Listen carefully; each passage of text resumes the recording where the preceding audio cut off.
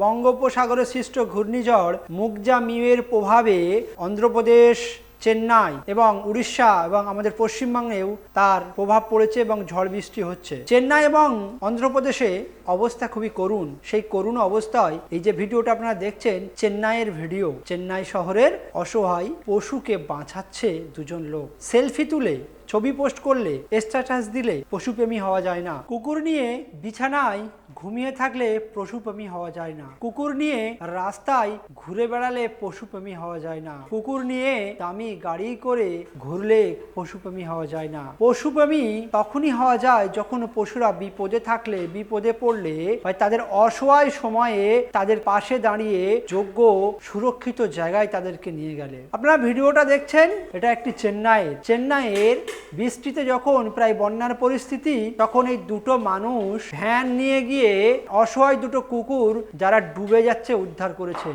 এই দুটো মানুষকে দেখে মনে হবে এরা কোনো বড়লোক বাড়ির নয়, এরা কোনো বড় লোক নয়, এরা গাড়ি করে ঘোরা ব্যক্তি নয়, এটা সেই সাধারণ গরিব দিন খাওয়া দিন আনা মানুষ, যাদেরকে আমরা পশুপ্রেমী তথাকথিত বলে মানি না। কেন? এরা পশুদেরকে নিয়ে শো আপ বা স্ট্যাটাস দেওয়া সেটা এরা করে না। এরা প্রকৃতই মানবতা প্রেমী, প্রকৃতই পশুপ্রেমী। যেমন করে কোনো মানুষ বিপদে পড়লে, কষ্টে বা তার দুঃখের সময়ে তার পাশে যারা থাকে তারাই তাদের প্রকৃত বন্ধু হিসাবে বিবেচিত হয়, প্রকৃত সাহায্যকারী হিসাবে বিবেচিত হয়, সেই রকম ভাবেই যখন প্রকৃত পশুপ্রেমী হিসাবে তাকেই বলা যাবে যখন পশুদের অসহায় সময়ে তাদের পাশে থাকে। বর্তমান সময়ে বিজেপি ক্ষমতায় আসার পর থেকে যে বিভাজনের রাজনীতি, যে বিভেদের রাজনীতি শুরু হয়েছে, সেখানে পশুপ্রেম নিয়ে এত মানবতা আমরা দেখতে পাচ্ছি, কিন্তু মুসলিম নাম দেখলেই, মুসলিম মানুষ দেখলেই বিভিন্ন কারণে সন্দেহ করে অহেতুক বিতর্ক সৃষ্টি করে তাদেরকে মব লিঞ্চিং করা হয়। এই মানবতাটাও তখন দেখা যায় না যে মুসলিমরা